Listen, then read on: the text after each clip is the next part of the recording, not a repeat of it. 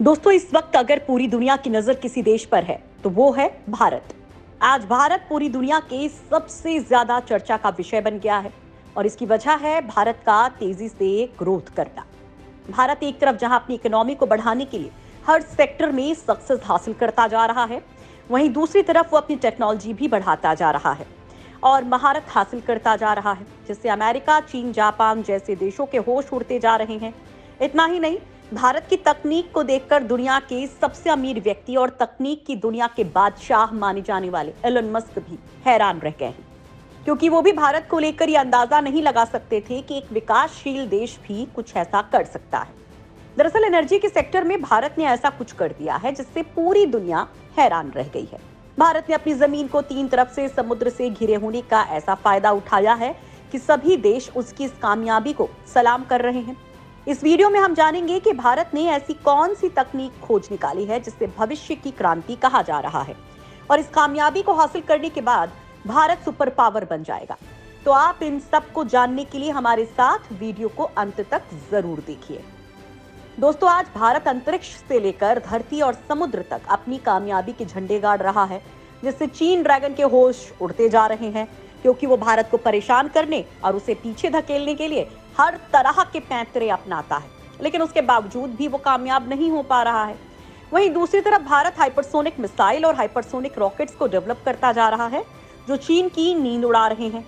वहीं अभी दुनिया को भारत की कामयाबी पच भी नहीं पाई थी कि उसने एनर्जी के सेक्टर में ऐसा धमाका कर दिया है जिसकी गूंज पूरी दुनिया में गूंज उठी है। दोस्तों, बिजली के उत्पादन में कई आविष्कार किए गए हैं। वहीं कोयले से बिजली बनाने के नुकसान दुनिया देख ही चुकी है। इससे न सिर्फ प्रदूषण फैलता है, साथ ही तापमान में भी बढ़ोतरी हो रही है। ऐसे में हवा से और सूरज की किरणों से बिजली बनाने की खोज की गई, जो अभी तक सबसे साफ सुथरा तरीका माना जाता है। लेकिन भारत ने अब ऐसी तकनीक खोज ली है जिससे बिजली का उत्पादन करना सस्ता तो होगा ही, साथ ही इको फ्रेंडली भी होगा। यानी कि इस तकनीक में प्रदूषण नहीं फैलेगा। इस प्रोसेस में समुद्र की लहरों से बिजली बनाने की कोशिश की जा रही है। इस तकनीक पर काम करते हुए भारत कामयाबी हासिल कर रहा है। दोस्तों, आपको बता दें कि आईआईटी मद्रास के शोधकर्ताओं ने एक ओशियन वेब एनर्जी कन्वर्टर को विकसित किया है। ओशियन वेब एनर्जी कन्वर्टर को सिंधुजा 1 नाम दिया गया है, जिसका मतलब है महासागरों से उत्पन्न, जो समुद्री तरंगों से बिजली उत्पन्न कर सकता है।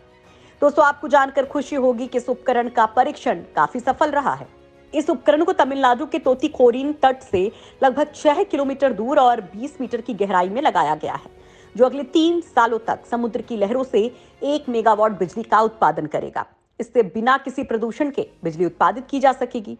वैसे तो भारत सरकार का लक्ष्य है कि वो इस तरह की तकनीक के जरिए 500 गीगावाट पैदा करे, लेकिन आने वाला वक्त बताएगा कि हमें कितनी कामयाबी हासिल होगी।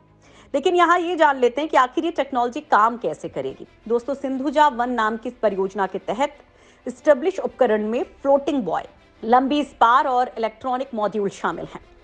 जब समुद्री लहर ऊपर और नीचे होती हैं तो गुब्बारे के समान फ्लोटिंग बायो भी ऊपर और नीचे होती हैं।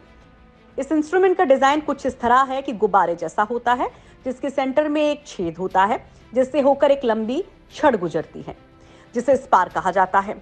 स्पार को समुद्र तल में स्थापित किया जा सकता है, जिससे यहाँ से गुजरने वाली लहरें इसे प्रभावित नहीं कर सके।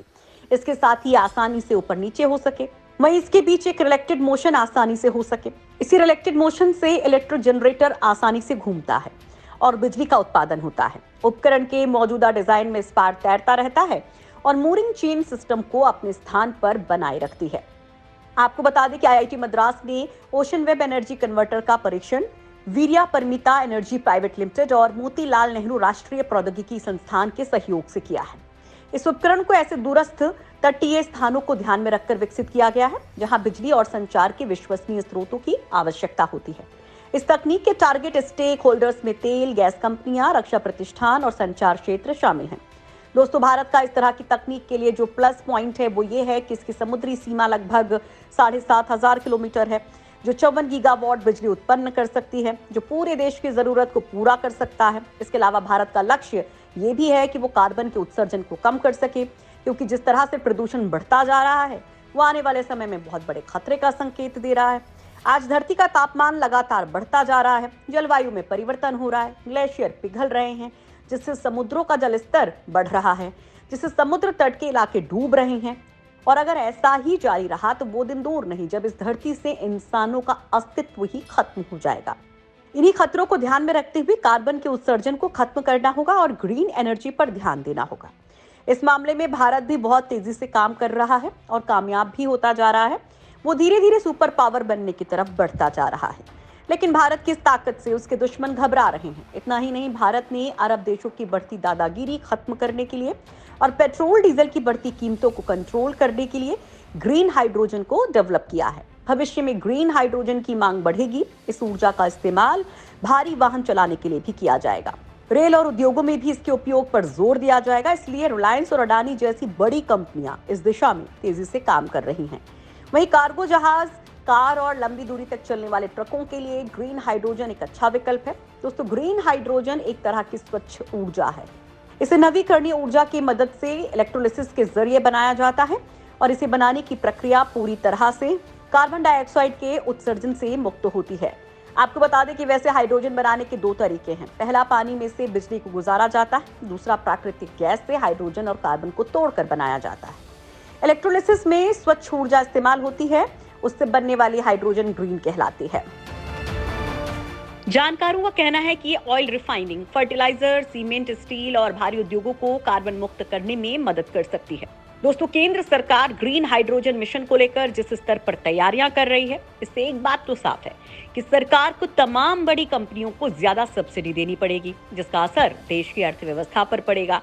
सरकार का ग्रीन हाइड्रोजन पर लगाया गया दांव अगर सफल रहा तो देश की अर्थव्यवस्था में एक बड़ा उछाल आ सकता है। दोस्तों, जब से केंद्र में मोदी सरकार आई है, तब से भारत ने तकनीक के मामले में ऐसे कारनामे किए हैं जिसके लिए कभी सोचा भी नहीं जा सकता था। क्योंकि एक समय था जब ये कहा जाता था कि भारत तकनीक के मामले में कभी कामयाब नहीं हो पाएगा, वो पिछड़ा ही रहेगा। लेकिन आज भारत ने उन सभी देशों के मुंह पर ताले लगा दिए हैं। वो भारत की कामयाबी देखते ही रह गए हैं। आज भारत एक के बाद एक क्रायोजेनिक इंजन बना रहा है। इस तकनीक को रूस ने डेवलप किया था, लेकिन उसने भारत को इसे देने से इनकार कर दिया था। वहीं कुछ समय पहले तो भारत को ऐसी तकनीक के लिए अमेरिका की दादागिरी तक झेलनी पड़ी थी। लेकिन अब वक्त बदल चुका है और आज भारत अपने दम पर हर तरह की तकनीक इजाद करता जा रहा है और इनकी दादागिरी भी खत्म कर दी है। आज अमेरिका और रूस भारत के आगे पीछे चक्कर लगाते हैं और उसके साथ चलने की बात करते हैं। इससे साफ हो जाता है कि भारत आने वाले समय में दुनिया का सुपर पावर होगा।